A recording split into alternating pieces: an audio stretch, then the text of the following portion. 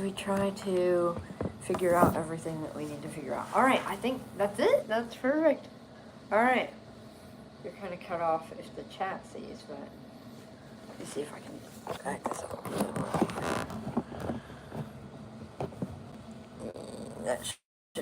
That should be good. All right. So, the Eagles pulled through for us today in Philadelphia. Our first time being back. I know for me, first time being back in 3 years.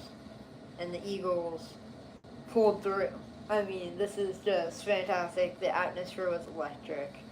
Jalen Hurts did his thing. And he's been doing his thing since the bye week. I mean, no turnover since the bye week, which is incredible to think about since we saw all those turnovers before the bye week. I'm super excited about this team. I'd love to hear your guys' thoughts because, I mean, I'm completely blown away by what this team has showcased, especially in this game, to be honest with you. So you all know that meme that goes around where it's the picture of the Eagles logo and it's like different sections of a game. It's like, oh, we suck. We hate this team. It's like, yay, we're winning. It's like, all right, we won. Now we can go home.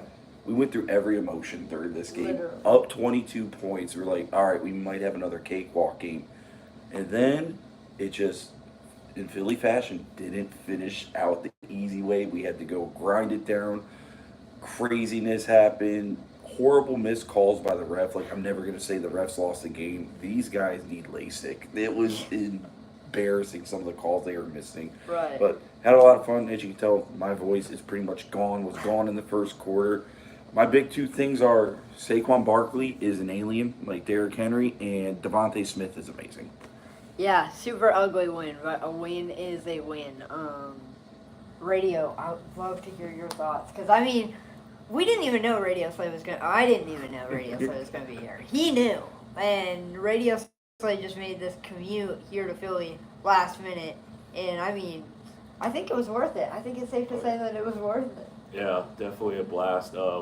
I think the things that stood out to me was we got big plays from all three phases, right? I mean, early on with the fumble, the forced fumble by Sidney Brown, we obviously got the big plays from the offense, and then the interception showed up, a couple big time sacks that happened. So it was nice to see that like all three units of the team actually contributed towards the game and towards the win. So I think that's huge, and carrying that into the next few games is going to be really big.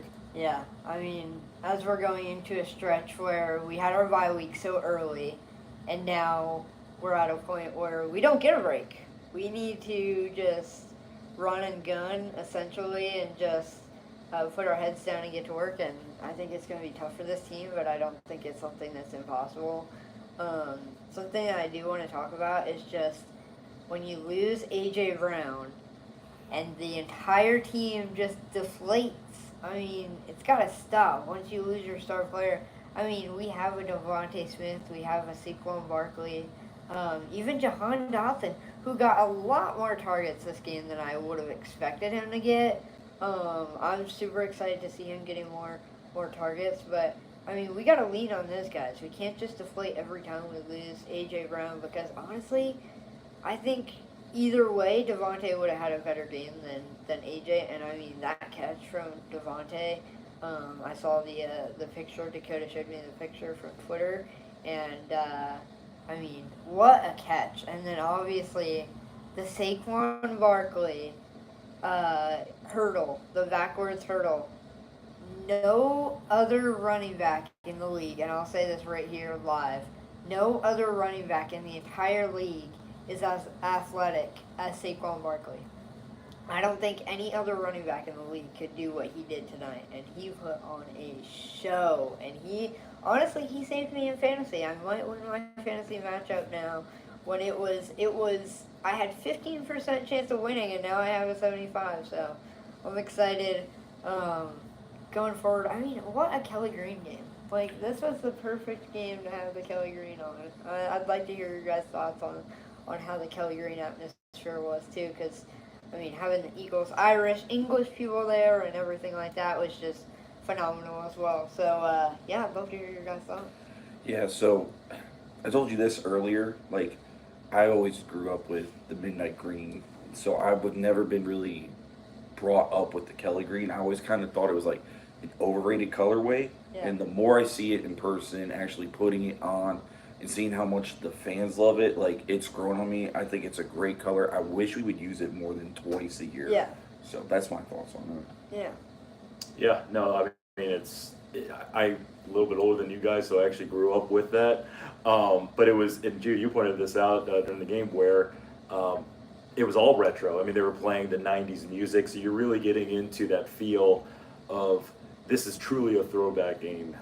But yeah, just seeing all the fans, wearing the Kelly green, I think it just added to it. You could see around the whole city, they're supporting the Eagles. They're changing their lights to that Kelly green, to that bright green color. So it was really cool. It was a really cool atmosphere. Yeah, super insane, and it's super cool too to see how much effort goes into it, from changing the pro shop to changing everything like that. Because I mean, you go into the pro shop and it's always midnight green, but for this game, it's all Kelly green everywhere, and that's something that I just think the Eagles put so much effort into, and obviously they love doing it. And I mean, no better game than the game tonight to have the Kelly green jerseys on, because even though we had that little bit of a heart attack, it was worth it, because I mean, the moments that we got to share with not only our friends but the people who are new friends from England and Ireland and all those people.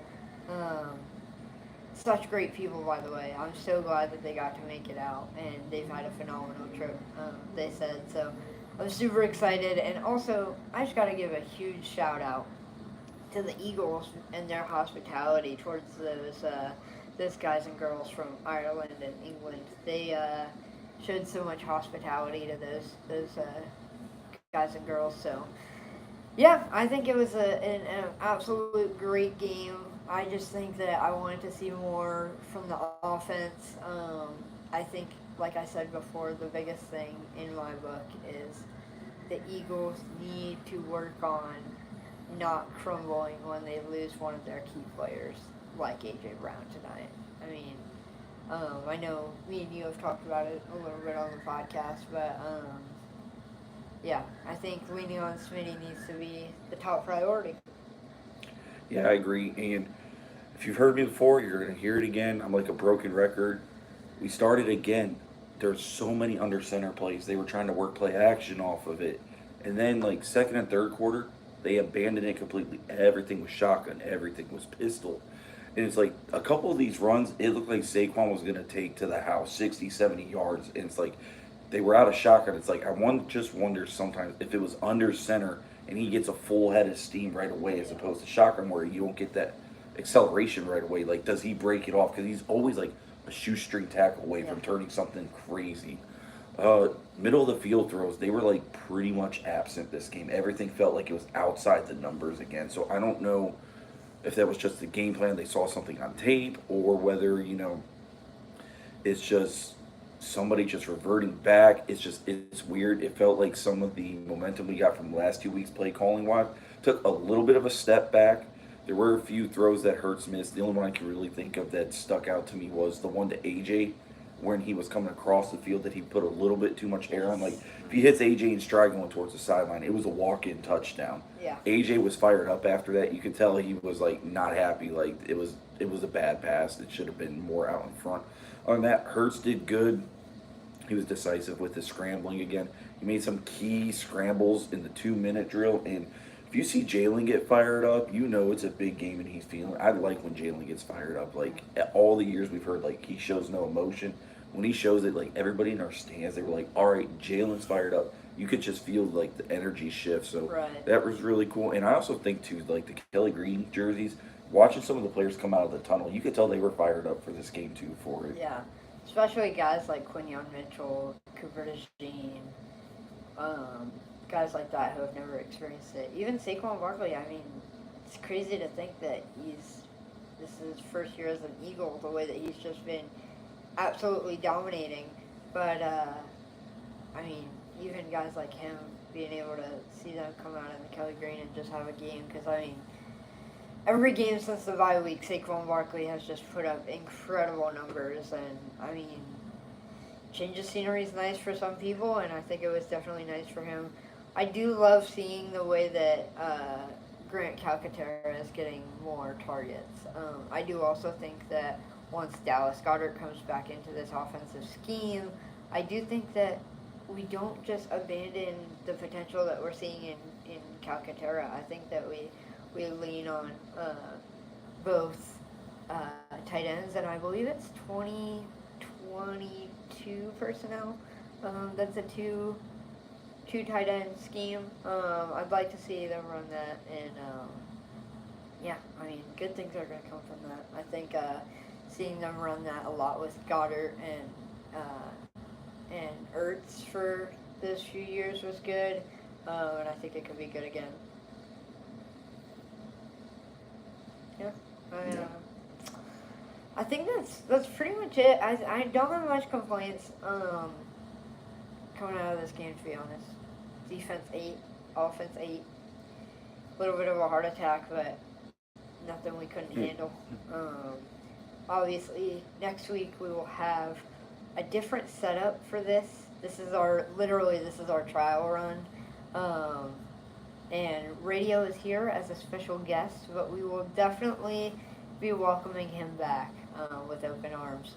And maybe he'll become a permanent co-host. We'll talk about it. If you guys like him, let us know for sure. And me and Dakota will definitely be back here next week in the Green Zone.